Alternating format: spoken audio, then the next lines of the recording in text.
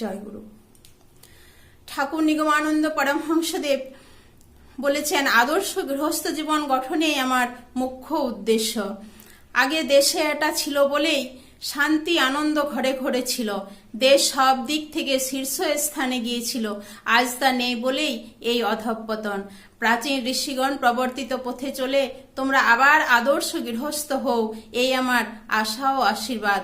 সংসারে এই স্ত্রী মনে করবে এমন স্বামী আর নেই, পুত্র কন্যা মনে করবে এমন পিতা আর কারোর হয় না, ভাই মনে করবে এমন দাদা আর কারোর মিলে না, পিতামাতা মনে করবে এমন পুত্র কন্যা আর কারো জন্মে না, বন্ধু মনে করবে এমন বন্ধু আর হয় না, জমিদার মনে করবে এমন প্রজা আর হয় না, প্রজা মনে করবে এমন জমিদারের আর দেখা মিলে না।